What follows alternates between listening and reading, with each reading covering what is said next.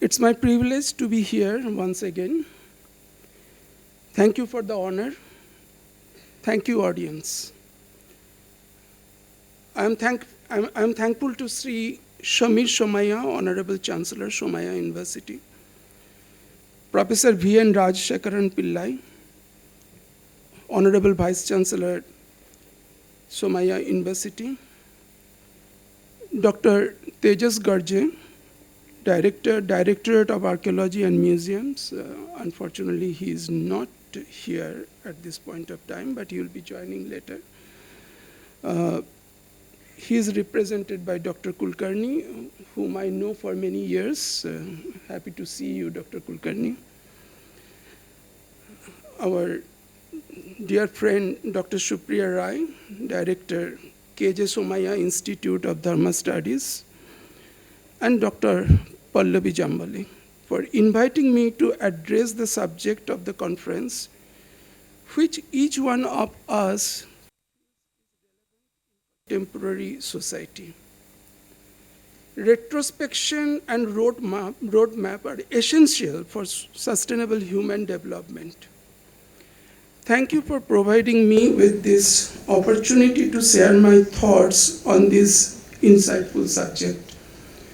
And I hope you won't mind if I try to be a little critical in my approaches.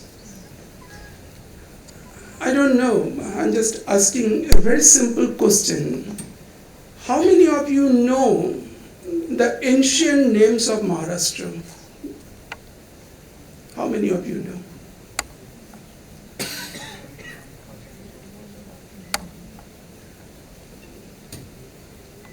Maharashtra, that is, the state of Maharashtra was officially formed on May 1st, 1960.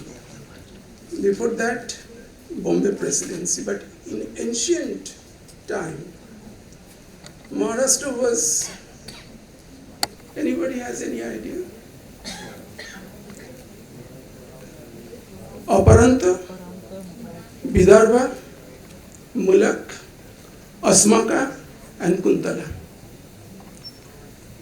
Maharashtra lived in the hearts and minds of millions of Marathi-speaking people scattered all over India in different regions of geography in India. Desh, 13th century document, was one such region.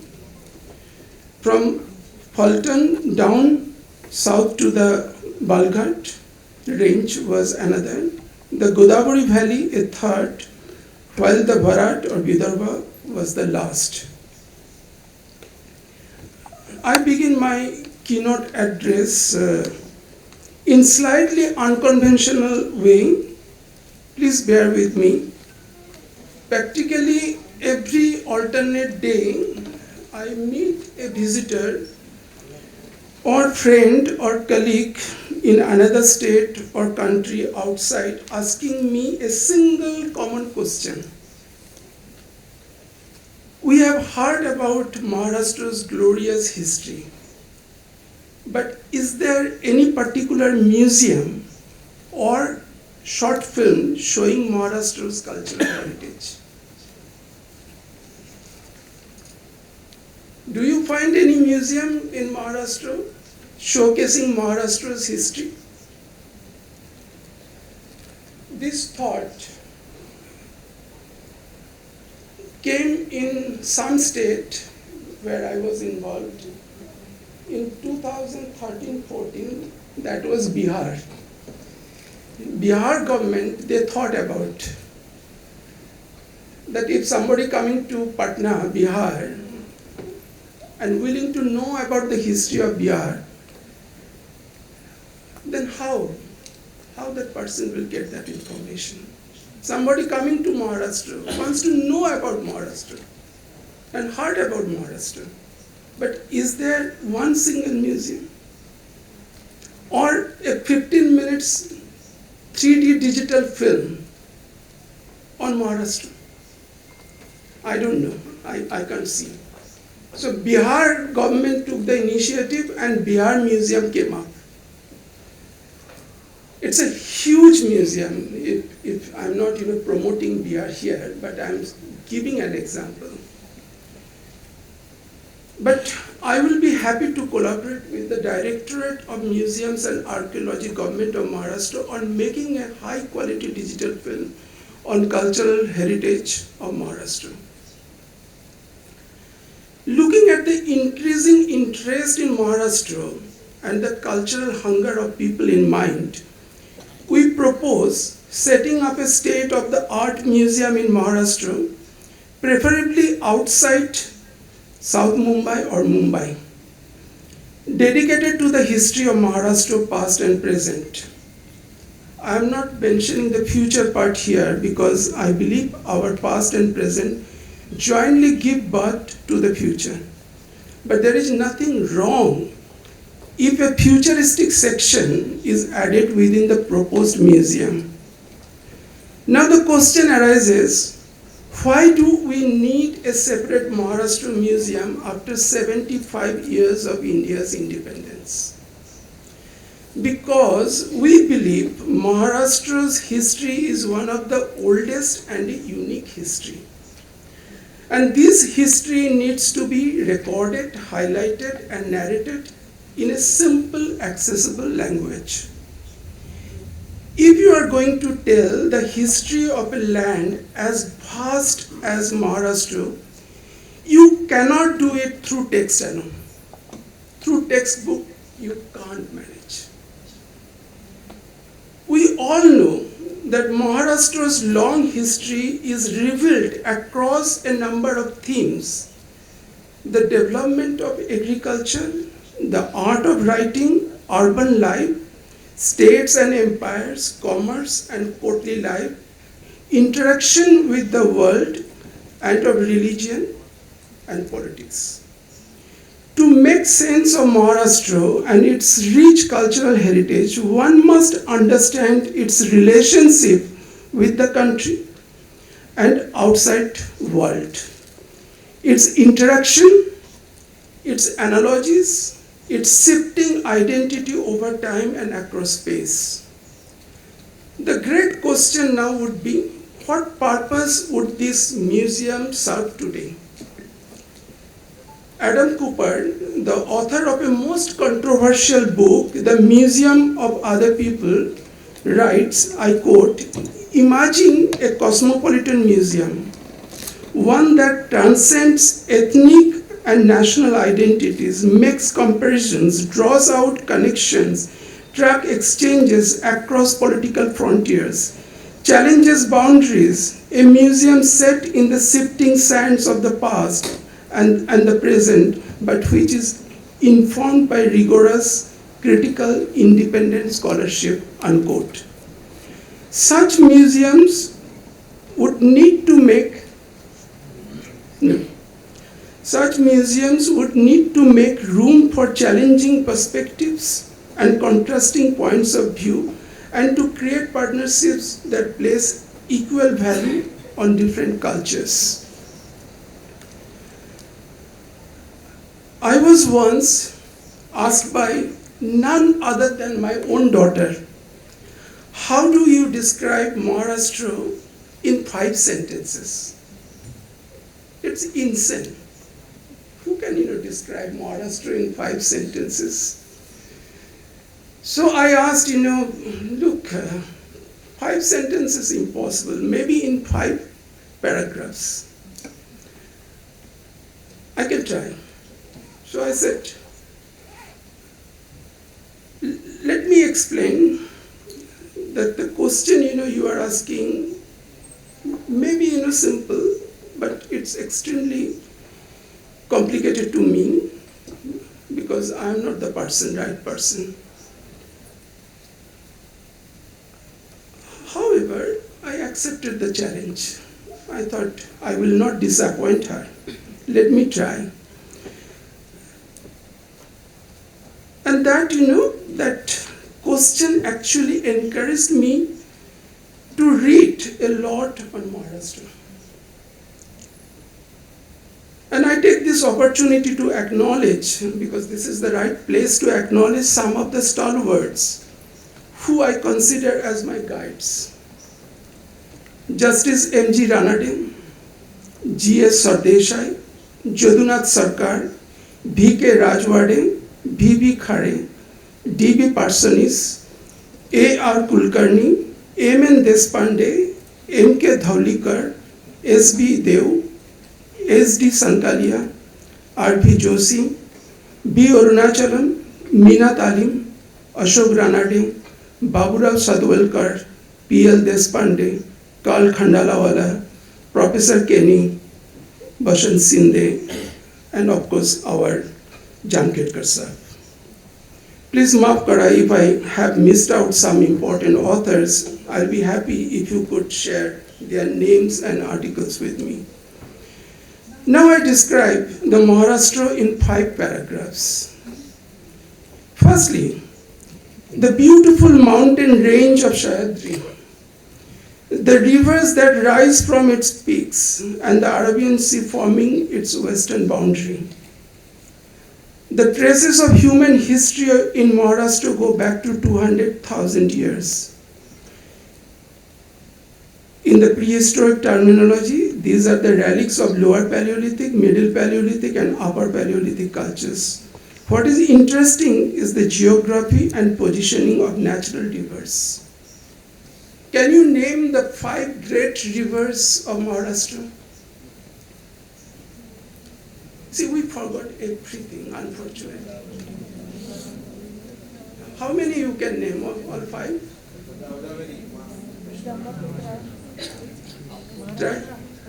Tapi, V-A-I-N, Bhenganga, Tapi, Godavari, Krishna, and Bhima.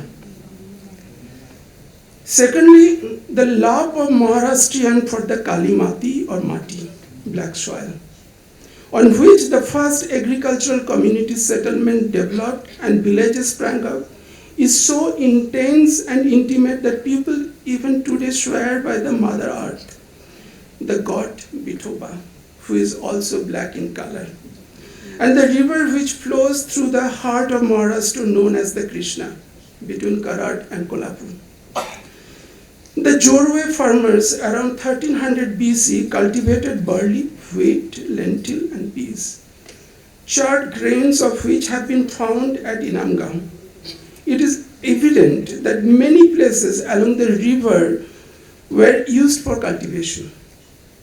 There is every possibility that community later cultivated cotton. So the history of cotton, this is something, I'm doing research, goes back to that period. New research shows us that the Indus Valley people supplied cotton to Egypt and Mesopotamia. Now, Egypt used to get cotton from Africa and India. And Indian cotton was quite popular then, and some kind of research is going on whether they used extensively Indian cotton or African cotton.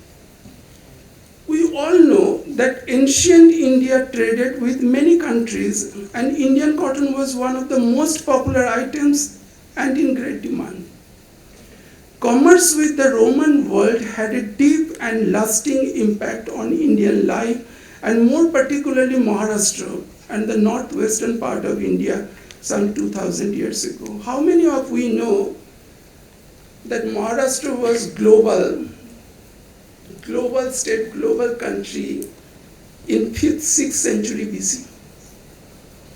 Tell me honestly, how many of we know? We have evidences, plenty of evidences. We could not highlight. It's very sad that, in our history, always northern part of India was highlighted, but western part of India was not highlighted so much. I'm sorry, history is great. It's glorious, painful, and full of surprises. But we need to share facts.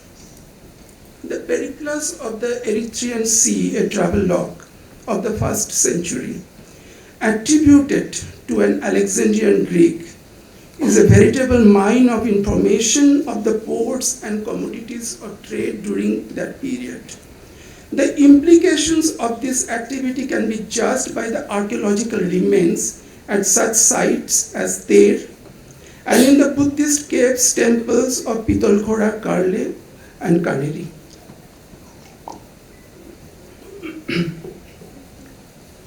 Thirdly, the message of love, bhakti and humanity from the innumerable number of poet saints from this land, such as Yaneshwar and Namdev, Ramdas and Tukaram, Mukundraj and Eknath, Swami Samarth and Sai Baba, bring relief to troubled minds, and the devotional literature of these saint poets is a valuable heritage of Maharashtra. And their abiding influence will ever inspire the future generation to selfless action and glory. This is the land of the saints, Sant Bhumi.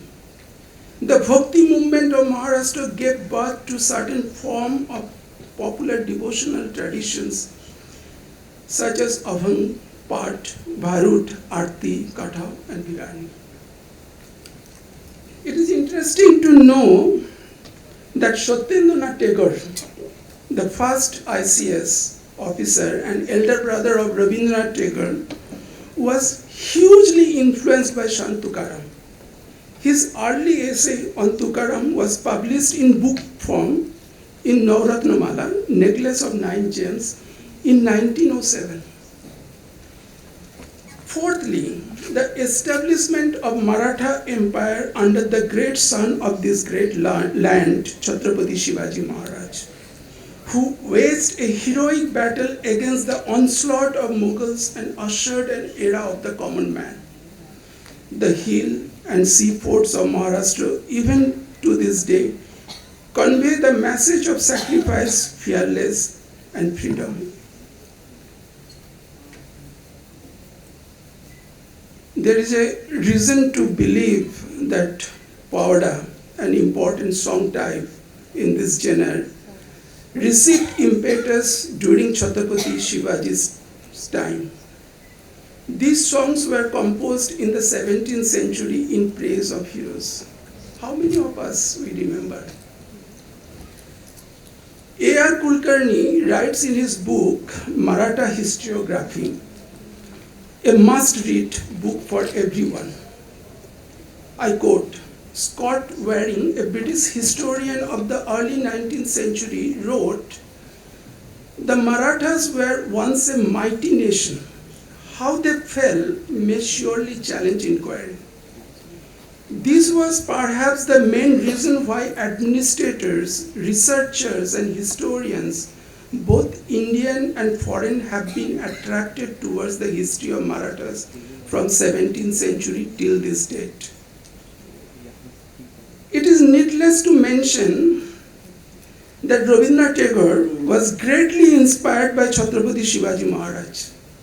He composed the poem in 1905, Shivaji Utsav, inspired by the Shivaji festival introduced by Bal Gangadhar Tilak in Bengal.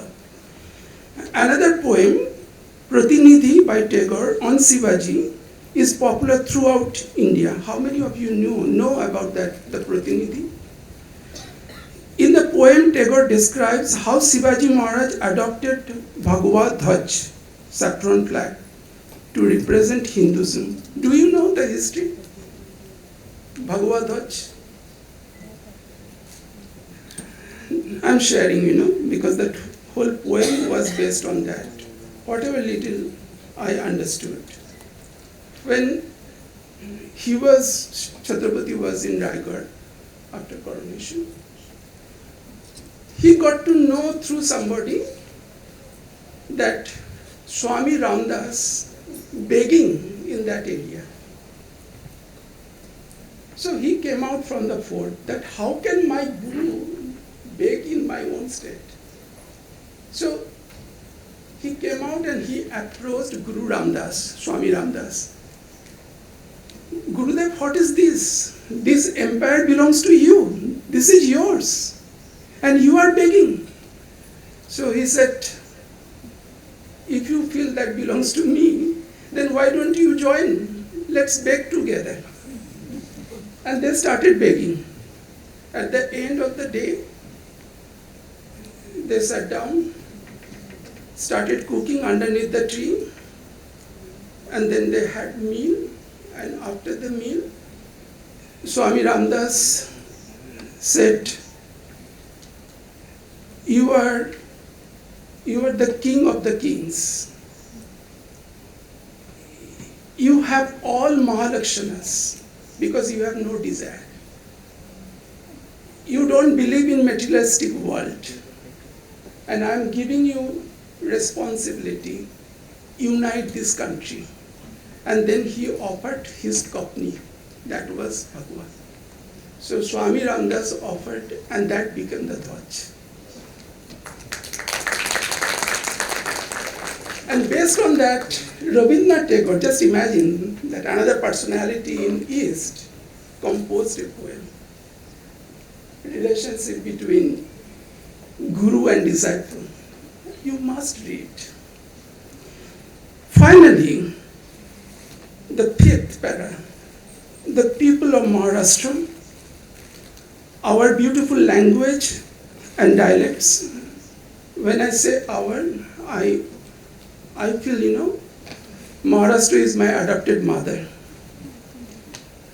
I was born in Bengal, but I was grown in Maharashtra, so I consider Maharashtra is my adopted mother.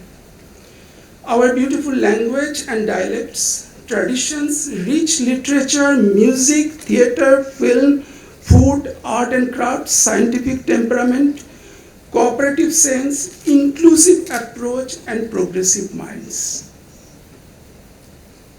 I hope I could capture essence of Maharashtra and its rich culture.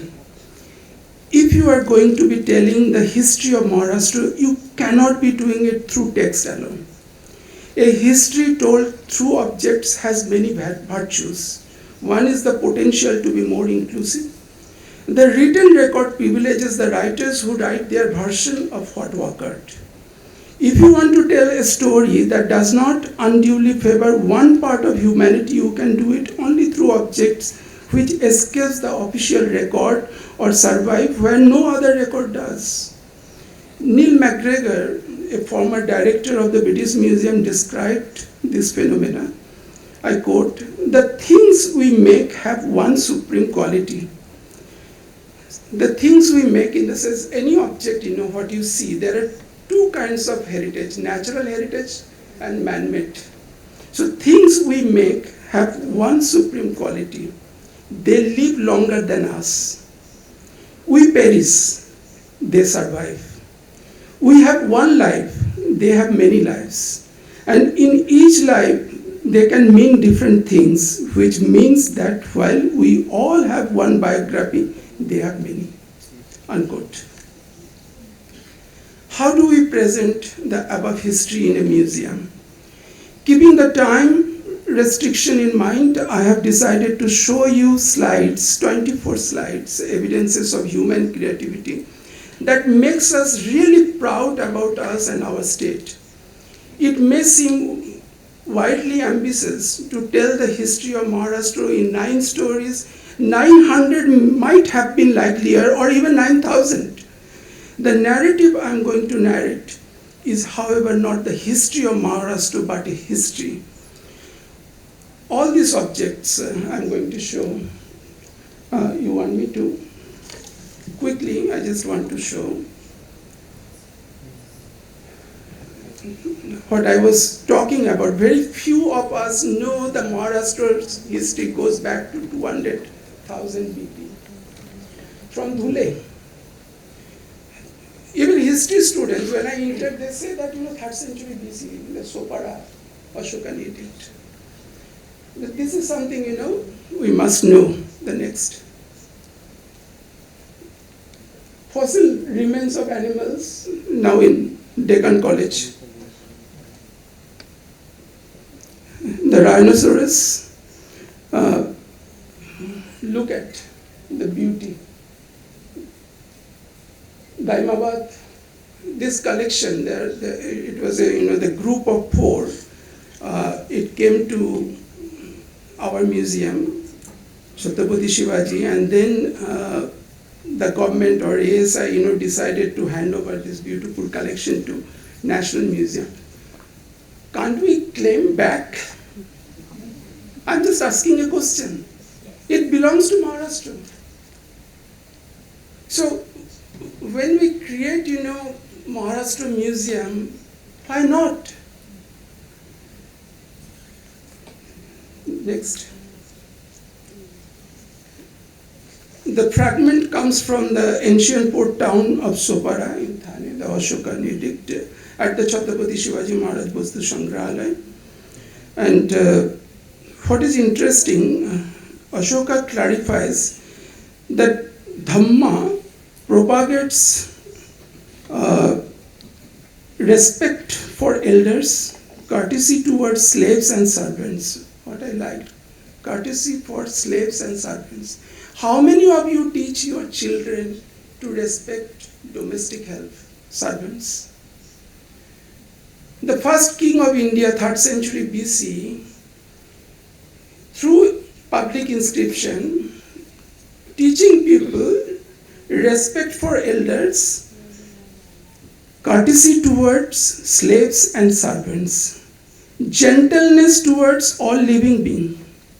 It's a proclamation of human values. That is the way I look at 3rd century BC from Sopara, Nala Sopara. Next. Look at the beautiful Yaksha from Satavahana, again in National Museum. I just wanted to show, because many of you never ever seen your own heritage, your own culture. Next.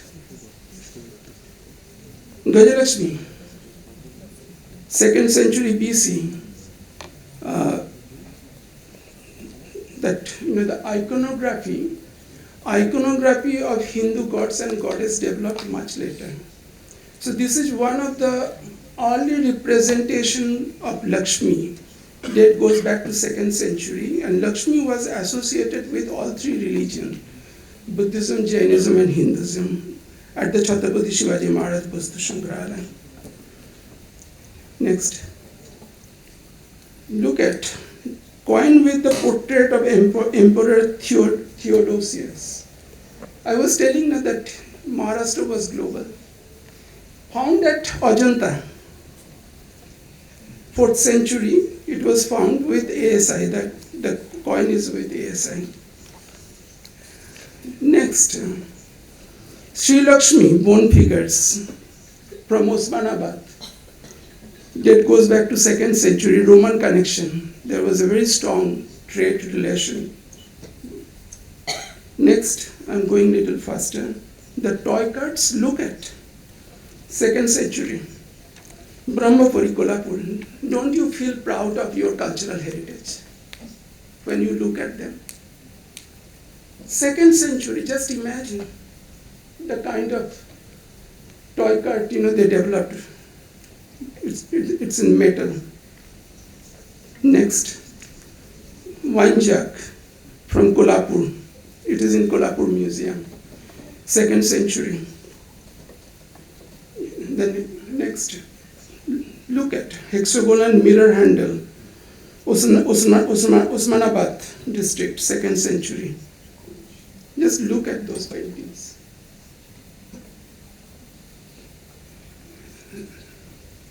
Shovir bhai, can you see those paintings?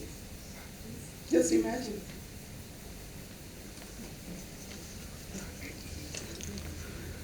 Standing Buddha, Faulkner, now in National Museum, Delhi. It was made in Maharashtra at the time of the Vakatakas, who were contemporaries of the Gupta kings. Next. 2 mustard seed, Shatavahana coin, 2nd century. It shows that Maharashtra's maritime heritage, maritime tradition goes back to 3rd, 4th century BC. But here is an evidence that 2nd century, showing the two mustard seed, which is very rare.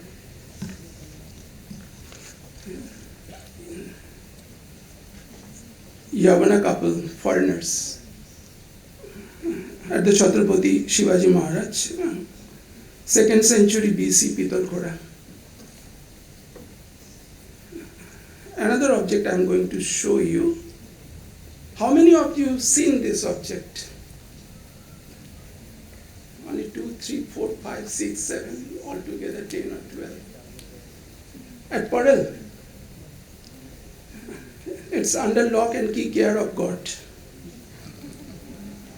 Just imagine, what we have. Next. The tombstone of Francisco Barbosa. This is the tombstone of one of the first Portuguese merchant and his family to live in India. And they lived in Chol. That entry of Portuguese in Maharashtra, in the land of Maharashtra. This is at CSMVS Mumbai. Excuse me. Next. Ajam Shah returning from a bird shoot. Golconda, 17th century. This is a beautiful cloth painting. It's a huge one, and the Chand Bibi resting on. Next. Map of the fort at Janjira. How many of you seen the map? Good that some people at least. At Raja Dinkar Kelkar Museum. Next. But that's very interesting, that map of the fort at Janjira. How many of you seen this phone at Chhatrapati Shivaji Maharaj? It is on display. And there are very few, 4 or 5 you could see altogether. In Maharashtra we have 3. One is with the family, Satara family. Next. The portrait, probably all of you must have seen this in your history book if you go back to your childhood. This is in the CSMVS Chhatrapati Shivaji Maharaj Vastu Sangrahalaya collection of that period, 17th century, 1675 dated. Next. Swami Ramdas of that period. Next. Balaji Bajirao. This is in the CSMVS collection. And the next, very recently we have prepared this map for the children. So they remember and they provoke their parents, please take us to those places for distribution that we are going to do very soon. All these objects of different material are particularly rooted in place and time, made by individual hands for a particular purpose. What you hear is one among the countless possible stories that only they can tell. Now I am concluding. Astonishingly, the state's cultural and research institutes in Maharashtra have not really progressed too far from the days of their inception. There are several reasons for this, but primarily one can attribute it to the fact that the age-old traditional approach to institutes has continued unchanged. There has been complete indifference on the part of authorities towards institutes. Hardly any attention has been paid to questions of conservation, documentation, curatorial and collection research, or exhibitions and educational services. And apart from a few exceptions, institutes have failed to publish any literature or article on their collections or related subjects. I'm just sharing my observation.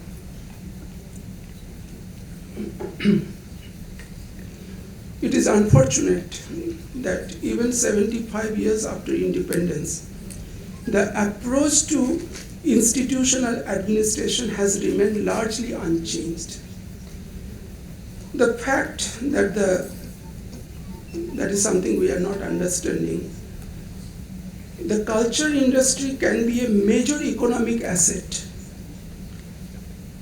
generating revenue and employment, has completely bypassed by our governments. They are not understanding that this sector is going to create employment. I really don't know, this is the question I ask everywhere. Even I was invited all of a sudden I got the invitation, Chintan Shivir in Delhi by the government of India Ministry of Culture. And I said, that culture was never ever equated with other sector, though we are blessed with cultural heritage. And then I asked all bureaucrats sitting there, what is your identity? What is our identity within the country and outside the country? Our identity is our culture. But how much we spend on culture? That is the question. The allocation of fund for culture is very limited. Probably you have to see with the magnifying glass. Considering the importance of our cultural heritage, don't you think Maharashtra needs a separate institute or university dedicated to heritage management, where we address ancient languages? To some extent, Shamit Bhai is addressing this issue at Somaiya. Anthropology, ethnography, archaeology, art history, heritage management, conservation, film, theater, and other associated disciplines, and teach research methodology. Amazingly, the same country that created iconic institutes such as IITs and IIMs after independence failed to recognize the need for a national level institute of heritage management. I don't know why. As a result, there is a huge leadership crisis in the country. Inadequate number of trained professionals and the absence of visionary leadership. Most of our cultural institutes in the country headed by IS officers, because we could not create one institute. Just imagine, we created so many IITs, IIMs, but we could not create one single institute dedicated to heritage management. And heritage is, I think, every kilometer. Somebody corrected me, Mr. Mukherjee, not every kilometer, every meter.